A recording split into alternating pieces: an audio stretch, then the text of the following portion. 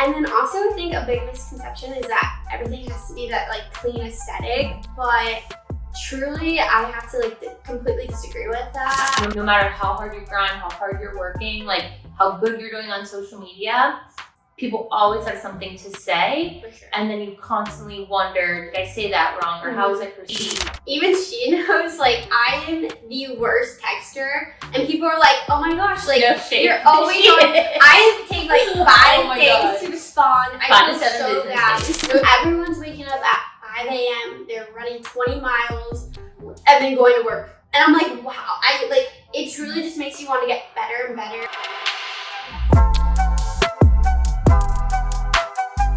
What's up, guys? Welcome back to the Unfiltered Trainer podcast. I'm your host, GinaMarieFit, and today we have a special guest. This is Anyssa Grant. She is a content creator, social media manager, off-balance race pacer, and she happens to be one of my best friends in Tampa. She's from California, and I'm going to let her do a little welcome, tell us a little bit about herself, and then we'll get into it.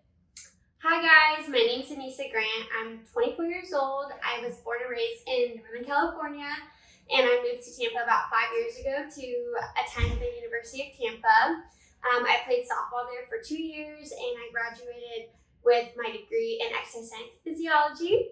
I'm currently a social media manager. I graduated in 2023, and I'm also a dog mom.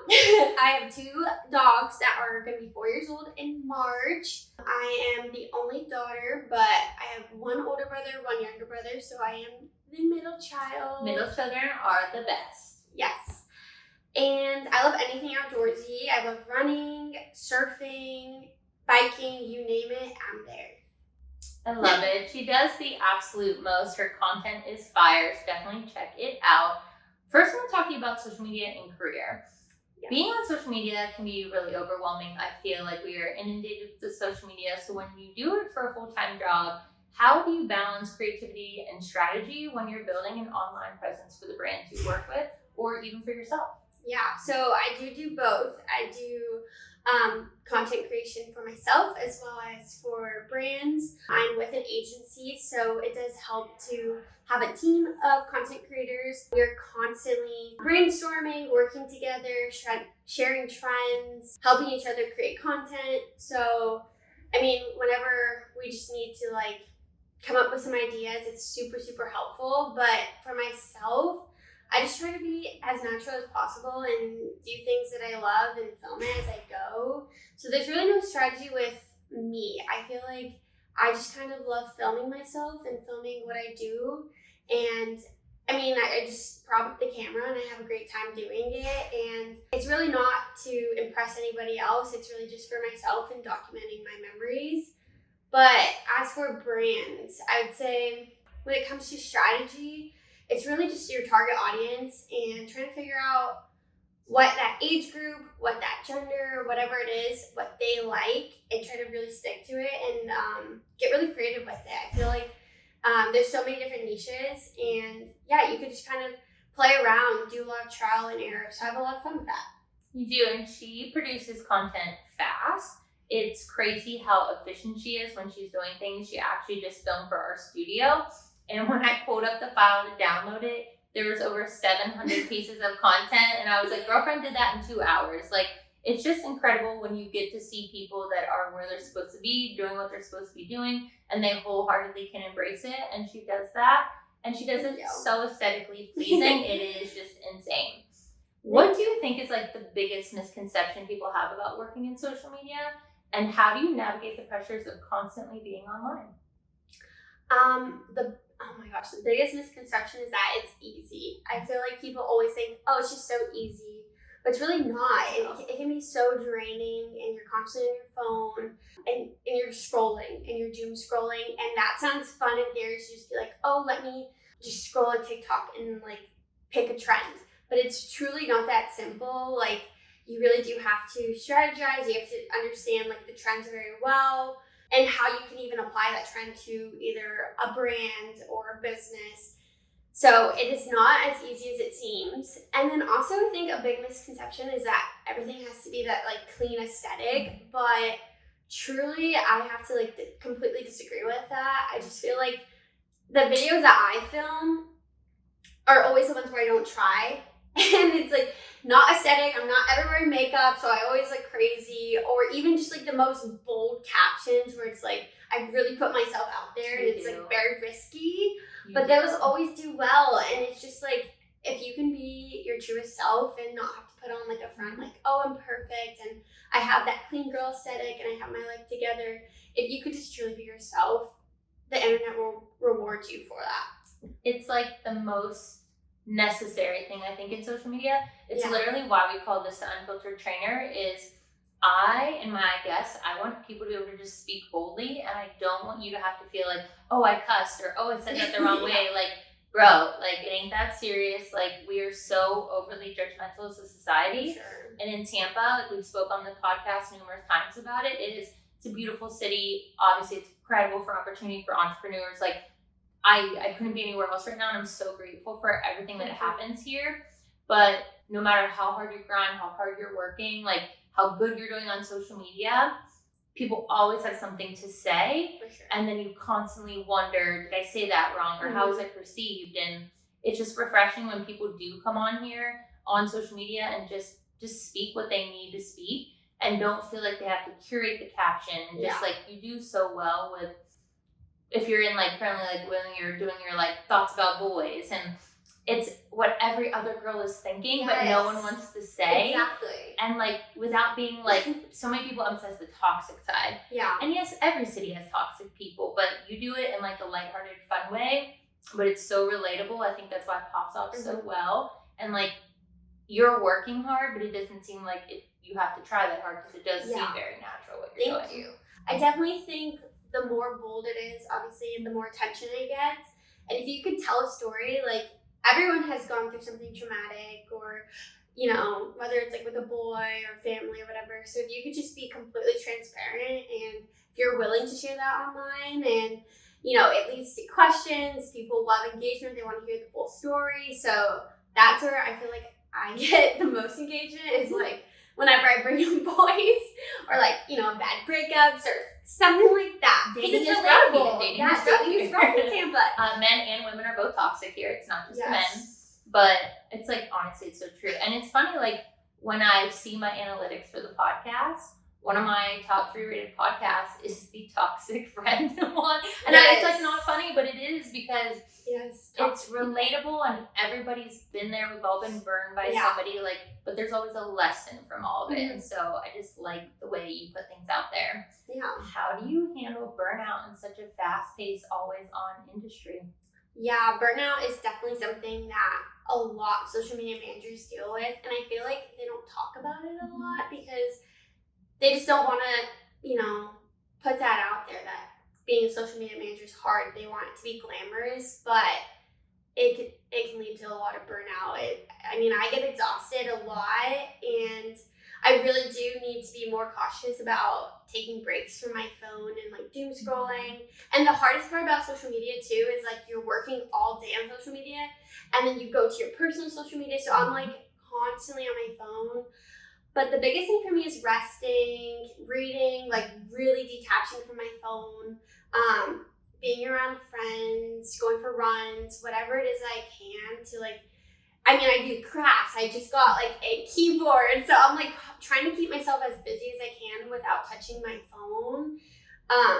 Helps a lot, just because it like helps me mentally reset. And another thing about social media is, like, even though it's lighthearted and fun, you still get the bad news and like, the bad side of TikTok. It can be very draining. So that's another hard thing for me, is trying to curate my feed to be as positive as possible. So that way when I am on it, I feel like I'm getting something from it. So like if I go on my Instagram right now and go to my explore page, it's all like motivational quotes, recipes, things that I can actually like take my mind off and rest on social media. And it just like helps me, take my mind off of work or whatever it is I'm going through that day. I know. I think one thing that people don't understand, and I literally just dealt with this with somebody, is somebody had called attention to the fact that I didn't follow them back. And I think that people, if you're not on social media as a job, like obviously I have a podcast page, I have a business page, I run our studio's social media too. I have 4 pages because I have my charities page. Yeah. When it's your job, it's not fun. You are posting, you have to be on time, things have to be done, and then it's on to the next page. And I think a lot of people think when you're in social media that you're on your phone and like you're just there. You're not checking your notifications. It's business. You're doing what needs to be done. And I feel like it's something that people need to recognize is that it's not personal. It's supposed to be social. And so like when I miss following somebody, like I immediately went and followed them. It wasn't that serious. But people take offense to it because they don't realize that like if you're on it for a job and it's your business, it's totally different than being on it just scrolling for social purposes because you're bored. And so I think a lot of people that work in social media get judged a lot because it's not a taxing job physically. It mentally is. But that doesn't make it any less of a difficult job. There's so many things that go into it. And I feel like when we film content, I'm beat after a couple hours filming content. And then you think they're doing photo shoots and they're with brands and they're doing it all day. And then the last thing you want to do is go be on your phone socially too. And so I feel like it's one of those things that like we're always very quick to judge things that are new or different. It's still a job. People work really freaking hard. And it's the best way to market. It's one of the best things you can be doing in 2025 as a business. And so I feel like that's like where it really is just an on industry.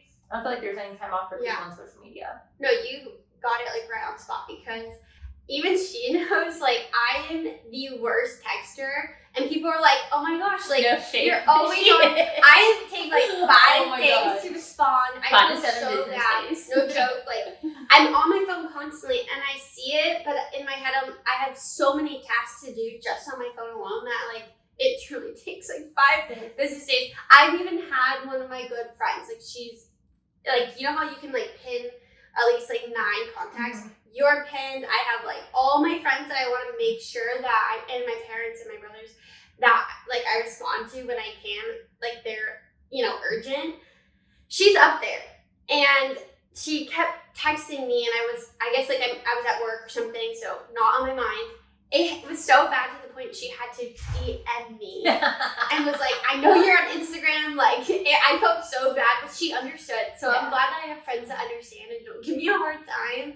But it's definitely a habit I'm not proud of. But truly, it's to the point where it's almost like a task to respond. And it's not personal. You're setting boundaries. Like you not responding because you're not on your phone is just setting boundaries. Yeah. Well, exactly. Like I saw this quote and it was like, we should not be that accessible. Like, years ago when we didn't have phones, like nobody was that accessible. So in my head, I always try to remind myself, like, if I didn't get back to somebody right away, in my head, I'm like, well, I naturally am not supposed to be this successful anyway. So I'm not too hard on myself. And I'm just very, very grateful that my friends understand. If it's that serious, I just call. And everybody knows I don't call. I literally, if you can hear it, have an Invisalign, still learning how to talk.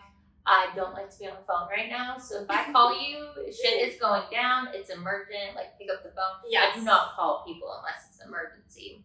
So let's transition. One thing about Anyssa and the majority of my friends in Tampa, they're running baddies. They all just did marathons, half marathons, 15Ks this weekend.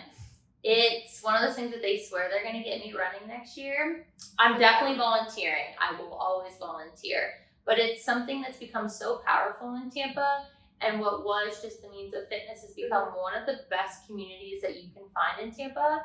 Because of that, running is both a mental and physical challenge. So what inspired you to even get into running? Like, where did all of this come from? Yeah. Well, I was a former athlete. I played softball in college, and my freshman sophomore year was kind of when COVID happened. So long time ago, I did do like some long distance running during COVID, but I never took it. Like I wasn't doing it weekly, just kind of whenever I could. And I loved running. I've always loved running. I grew up doing track and stuff, but I didn't really fall in love with running until probably about a year ago. And I think it honestly was inspired by just, being single and post breakup. I just wanted something to do, and it was so therapeutic for me. And because I became single, I had so much time on my hands.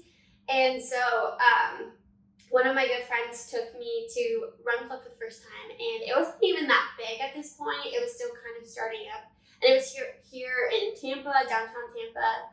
And I just fell in love with like making friends and meeting people and having like like-minded friends around. And the first run, I like could barely finish it. I was dying, but I loved it. I kept coming back, and now I just like built the best community. I've met all of my best friends, and it's so wholesome. Like, you know, I used to a long time ago go out to bars and you know, drink with my friends and house parties, and I never really felt like I was enjoying that kind of crowd. Like, of course, I'd have fun in the moment, but I'd always like feel so empty every time I left. So, like, I didn't feel like it was me, you know. And I felt like even if I did have friends there, I always left empty and just anxious, not feeling good. And so I definitely knew that like I needed to take a shift of who I hung out with and where I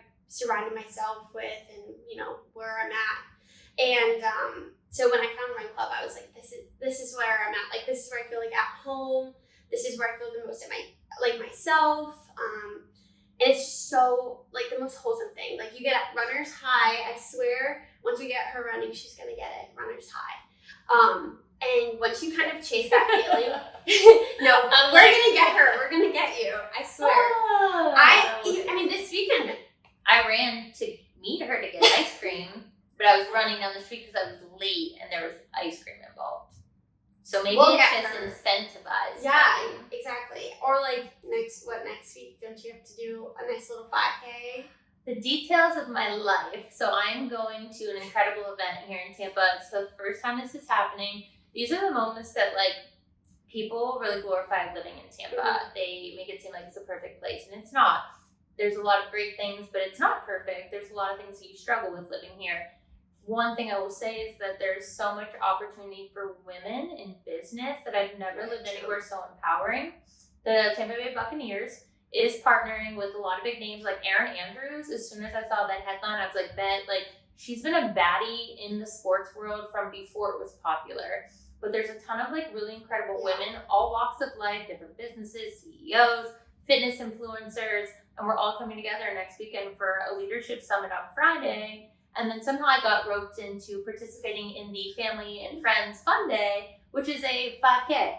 I've never put run and fun in the same sentence together. However, we will be participating. Some people that are going, and Sheridan thinks that she's going to be my pacer. And I said, I don't think I need to be paced to walking. And I was informed that I will not be walking. She will definitely not be walking. So we will see where maybe we like end up. A speed walk. I mean, a jog. Like I just slow jog. One thing about Gina though is that when I first met her, we both worked at a gym, and this girl would always skip out on cardio days. She'd be there 100% every strength day, and anytime there was a cardio day, she was like, I'm good, I'll pass. So I honestly don't think I've ever seen you do cardio. Maybe like one class, but it's a special experience if you witness it. You might see me on the ground most of the time or talking a lot of shit to the people I'm working out with just to get out of doing the exercises. I am a personal trainer, but like I tell my clients and my members, if you're a real personal trainer, you don't love every exercise. You don't love everything about fitness. Like you'd be just fake if you did. But yeah, so we'll see if I make it through. She is football weekend in Tampa. It's going to be tough. I have a feeling that it'll be rough. What has been your most memorable race or moment running, and what stands out from it compared to all your other races? Well, I just ran the half marathon here in Tampa, Gasparilla weekend, this past weekend, and Gina was there alongside. And I think the most memorable thing, I've only done 3 half marathons. I've done a few 5Ks. The goal is obviously to continue and do more, but of the 3, I've had just the most amazing time, and each time I make new memories and have a fun running buddy by my side. But this past one was the most memorable because I had all of my friends, like I had you there from the start of like prep day where we were doing like IVs and hydration and carried the bag to the expo. She went to the expo with me, and so that hype was so exciting. And then the actual day of the race, I had like a whole cheer team. My run run club organized like a little pep rally. So Off Balance Run Club is actually the name of the run club that I'm a pacer at. And I think that just that community is so special, because when you feel like you are going to die, well, you feel like you're dying the whole time, but when you truly feel like giving it the most, like I was at mile 12 and not feeling great, my stomach was hurting, my head was hurting, it was getting hot, and literally when I needed it the most, like I was about to like just say like, oh, let me drop it down to like a 9-minute pace, let me take it easy, finish, strong but slow. And I looked up and my friend had like a confetti and it was so cute, and there was like cameras flashing and everyone's screaming my name.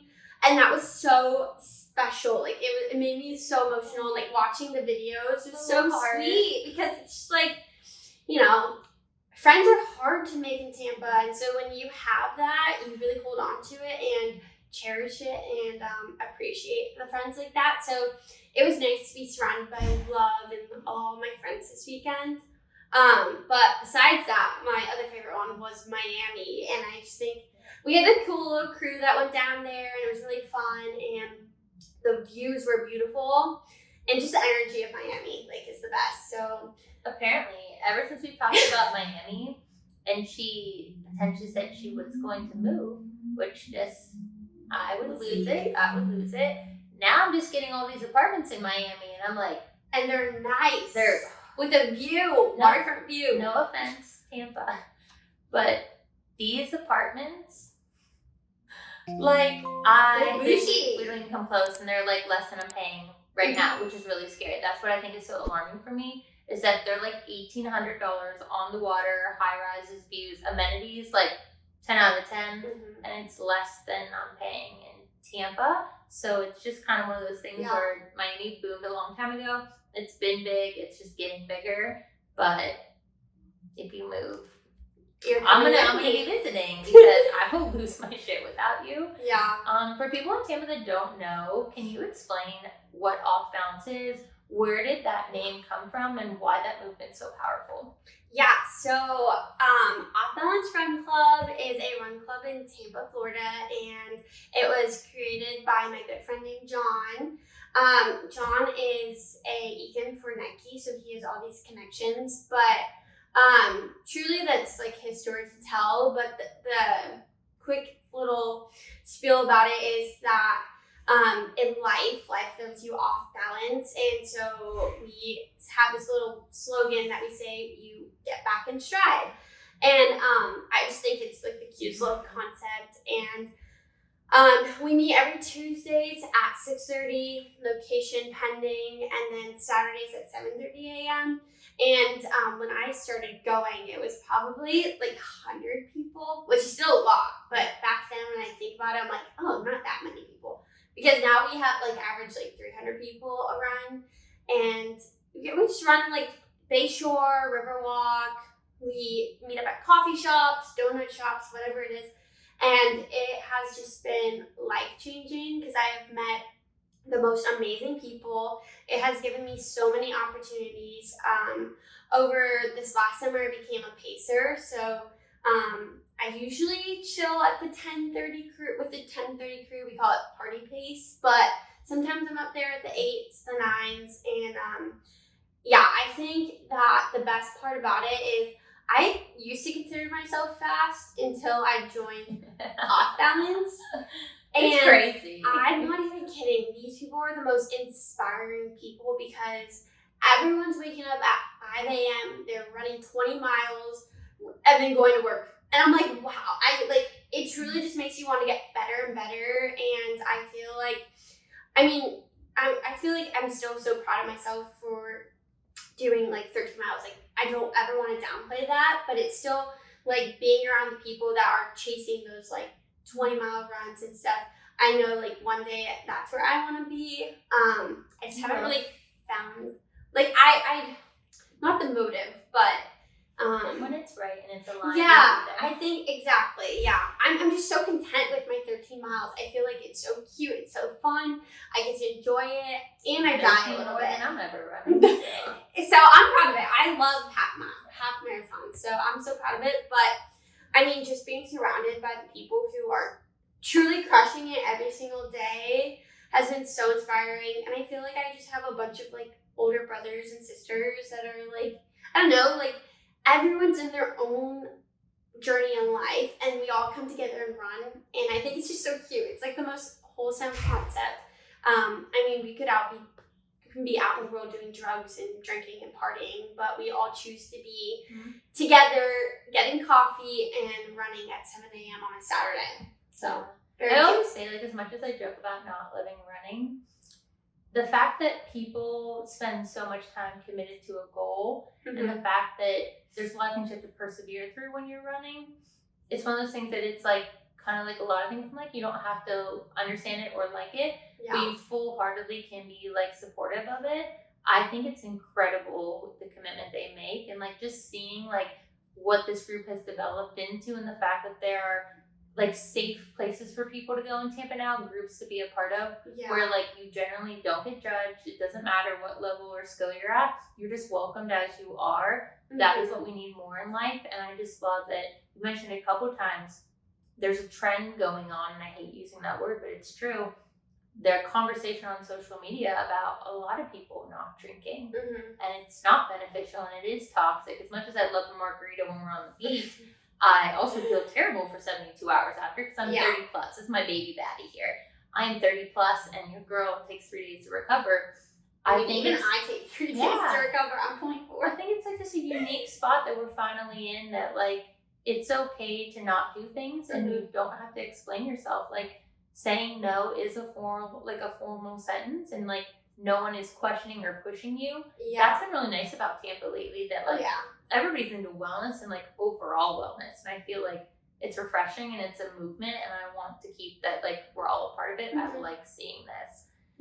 Transitioning into, because faith is something that's really important to you, when you're running, how, and like working out, because she does it all, how do you integrate faith into your fitness and running journey? Do you think it's about worship, or do you think it's more about reflection? Wow, that's a good question. So I am a Christian. I have been a Christian all my life, and my biggest influence was my grandma. She constantly was putting the Bible in front of our faces as kids, and most people I feel like a lot of people, when they kind of get like forced into it, they don't like it. But when my grandma passed away, I think that's when I became the closest to my faith and the strongest. And since she's passed away, it's only getting stronger and stronger. And honestly, I think fitness does have a big relationship to my faith, because a lot of times that's like my only time where it's like just to myself and it's quiet, especially when I'm running. Like it's just me, and I spend like a lot of time reflecting, thanking God. I mean, even my whole marathon, every mile, I try to do this in my half marathons, is every mile, once I hit that mile mark, just thank God. And it's just as simple as like taking a moment and being like, thank you so much for giving me the ability to move my body, and thank you so much for giving me this community, or whatever it is. And also, like, even when I am struggling, like it's kind of like my community of like my cheer team that I had. God, like at mile 12, was my biggest cheerleader. And so I think that it is a little bit of reflection, but a lot of worship with that too. So like I do take a lot of time. I mean, when you're running a half marathon, you're really thinking about everything, about like your life, like, you know, you're questioning your life, what's your purpose? Like it's a mental thing as much as it is a physical thing. And I think that's when I feel the closest to God, is when I'm really just like struggling through my runs, because it's like I just want him more during that time to like push me and give me strength. So and I also have a really great church community as well. So they also help me like implement fitness and faith as well. I love that. You just like shine when you talk about it. I know. I just get so happy, because I mean I wasn't always this deep into my faith, and I think like kind of college is like where everyone a little bit struggles, like when they're out on their own. But it's definitely shaped me into a stronger person. Like I finally found like a great church here in Tampa. I did some church shopping when I first moved, and it's like nice to be out on my own, like not have, you know, I don't know, because I feel like a lot of people think it's like peer pressure from family, but I never really felt that. It's just cool to really enjoy it on my own and strive for this relationship by myself. Like it's not like anyone's like shoving a Bible, in my face. It's just something that I just want to keep growing and getting deeper into the word. And I really appreciate my friends here, the church that I have. Like tomorrow we're serving, so we're just kind of it's serve day here in Tampa. We are going out into the community. I think we're packing lunches for children tomorrow, so that's like my group. And I would have never thought like 3 years ago that that's how I'd be spending my Saturdays, running at 7 a.m. and then serving with my church. And then it's just like so wholesome to be doing that with friends too, like like-minded people. I mean, we're all running at 7 a.m. and then we're going to serve, and I think it's so amazing. Like years ago, I was spending my Saturdays, drinking on a boat. So it's very different now. We're in all phases of life. It's okay. A boat day's nice too. Yeah. But it's just cool to see that like we're grown, we're adults, we are responsible for our choices. Exactly. And you choose this, and that's so powerful, and that you can speak so boldly about it without protection. It's really just refreshing.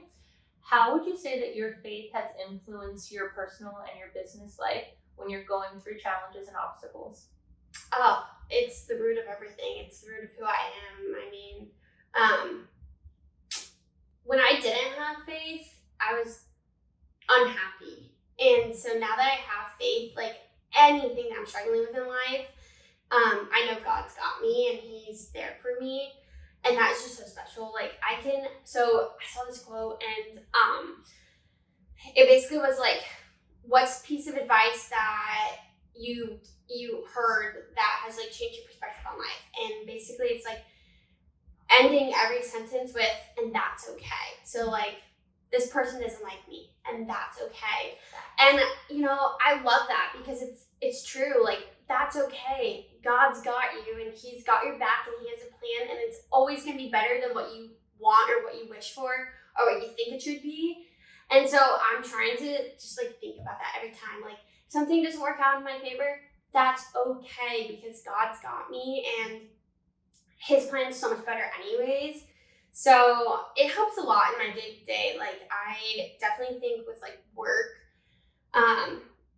in the Bible, it's just like you want to work hard and work with a purpose. And so I think my purpose is to truly just like, even in the small day-to-day, there's like big purposes, and then there's small purposes on your day-to-day tasks. And if I can just like have a lighthearted interaction with my clients, that's my purpose. Like, who knows if they're struggling at home, or business expenses are rising, and just to be that like lighthearted person in their day-to-day life could truly make or break it. And even if I'm struggling, it honestly helps me when I'm having a bad day, just to like talk to my client and just treat each other like humans. Like, that at the end of the day, we're all going through something. And I would say that put the human back in human being. Yes, exactly. Before you decide to say that, negative thing about somebody, or have that misstep, or speak so ill of somebody that's not there to defend themselves, put the human back in human being and think before you speak, because most times you don't have a clue what somebody is going through.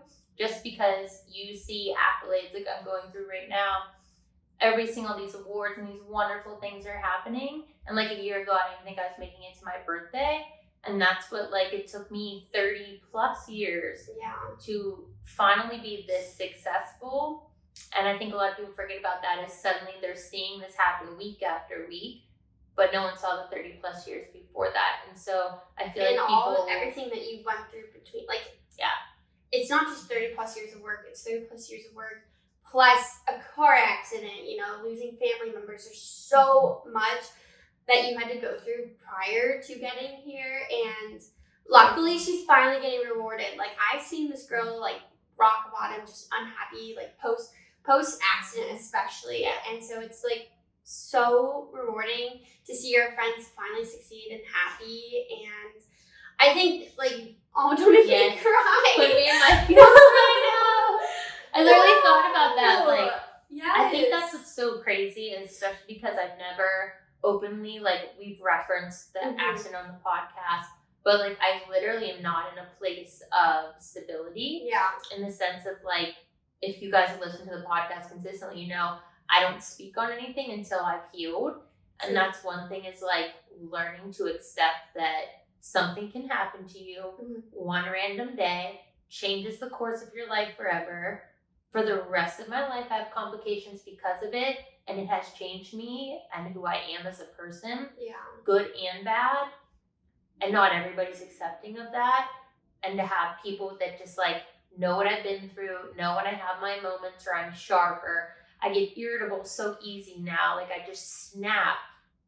Just to have people that get it and know what that's like and watch what I've been through and recognize the fact that like I also am human. And I feel like I get a lot of judgment here. People just always seem very quick to speak on things here.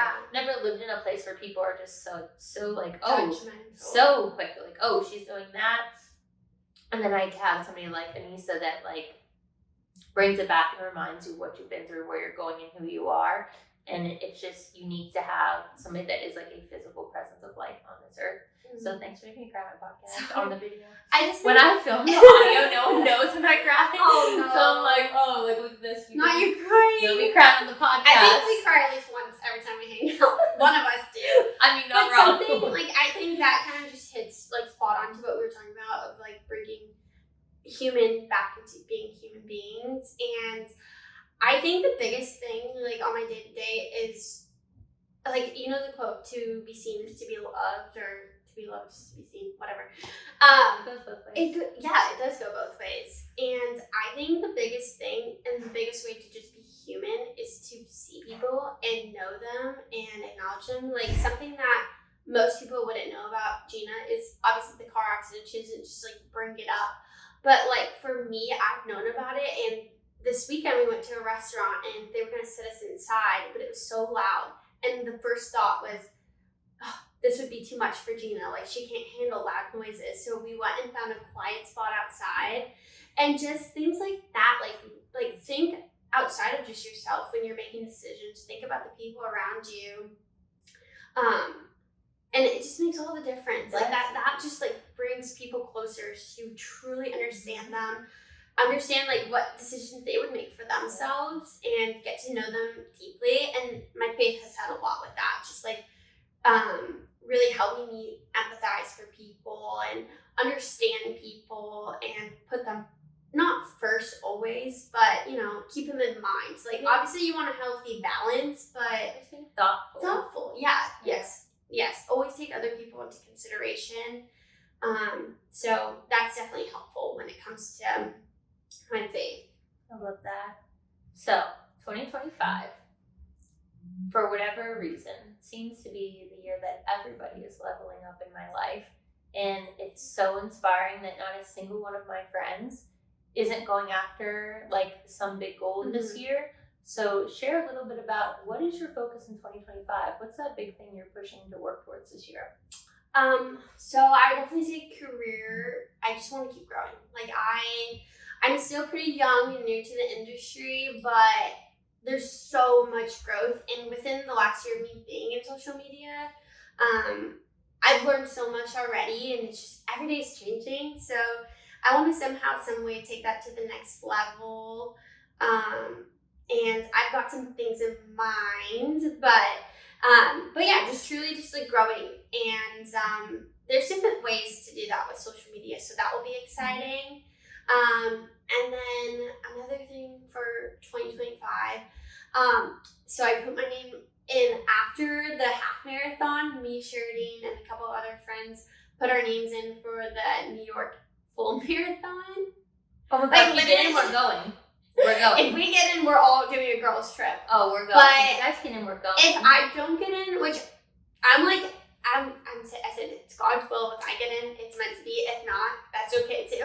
But maybe a full marathon is in store. I'll have all the signs, all the glitter, all the things. It'll be as girly pop. She's a girly pop, girly pop, and like I will make it pink and glittery. Like that is being on. Yeah. Oh my god, that's so exciting. Yeah, we'll see. I mean, I don't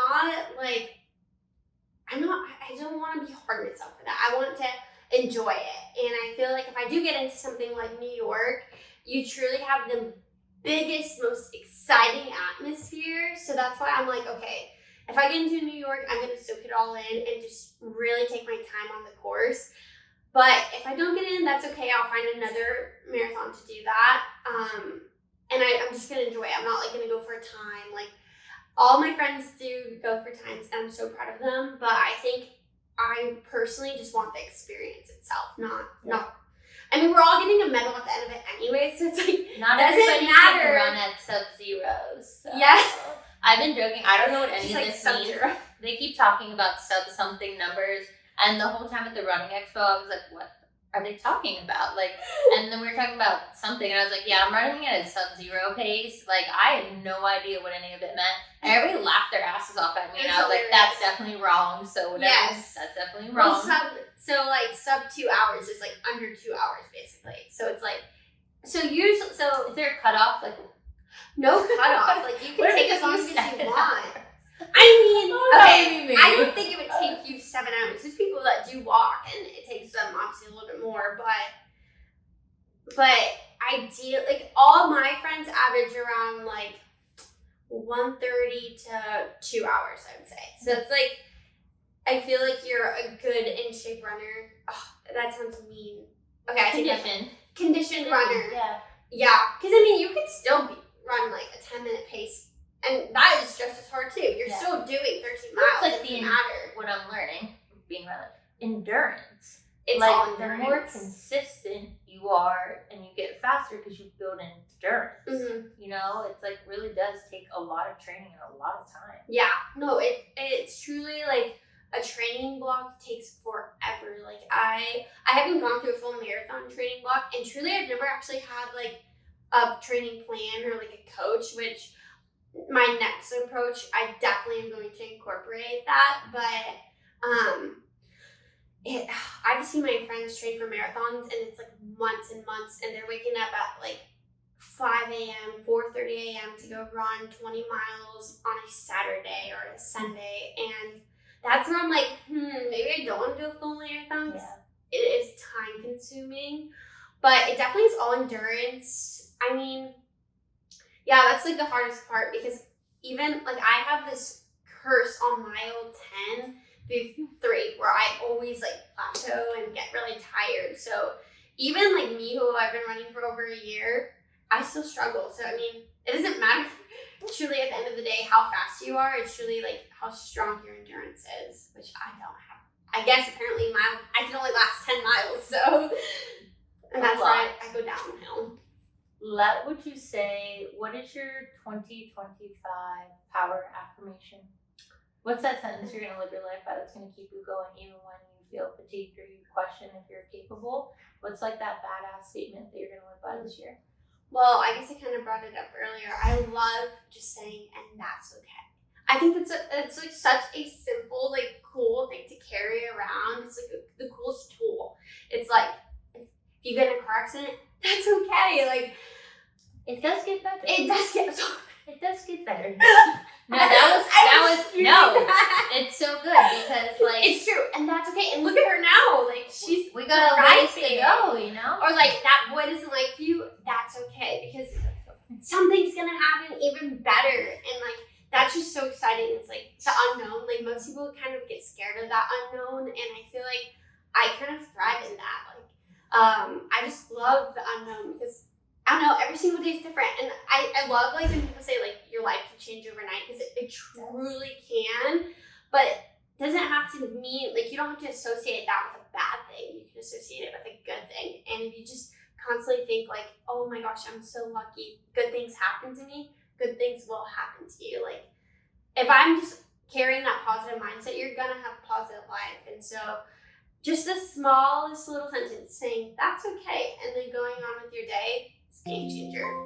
But power affirmation is probably like affirmation for myself. I mean, I would say that I'm more than capable of anything that is put on me and anything that I go through. I just love knowing that I am capable and I'm qualified for anything that is put, that I go through, and that's just something that everyone should fully understand about yourself is that you're gonna get it done, and you are capable, and you are qualified. Just because you're a woman, just because you're 24, just because you're young, does not make you unqualified at all. If anything, those are your strengths. And so, boom. That's it. Yeah. Drop. I'm capable. Your I'm growth strong. is so incredible. Thank you. She's come a long way. It's like such a beautiful thing to see. I was such a baby when she first Literally, like my little sister. baby. Like, I was in college. Terrible relationship. yeah, talk about toxic. But honestly, she had to learn it. Like we watched it and we would like help her, but sometimes you have to go through it to get through it. And you came out on the other side, and the person you are now, like that previous person could have never handled. And it's just so cool to see. Like, it's such a beautiful thing that through the darkness, there's always light. And like they say in Harry Potter, you just have to remember to turn on the light. And so no matter what you're going through, there's always another side of it. Exactly. And just don't lose sight of the fact that there is a positive end to everything you go through. And you are living proof of like just being able to turn everything you've been around into who you are today. Which is why you need to say, or wherever we move, we're moving together. Yeah. I like just don't want to do selfishly life without her. So tell everybody where they can find you, where to follow you, and that is all I have for you. All right. My Instagram handle is Anyssa Grant, and then my TikTok handle, where it's a little bit more chaotic, is AnyssaMira_. Girlfriend's in the Million View Club, so like don't even follow her TikTok. If you need content in Tampa, she's efficient, she's aesthetic, she is just like always gets the good vibes, the good angles, never makes you look bad. I always look better than I do when she films my content. But you see her in the streets, you see her running, definitely say hello, check her out, but give her a follow. She's an incredible soul, and you'd be blessed to have her in your life. I'm very grateful for you, your time, and I cannot wait to keep growing in 2025 together.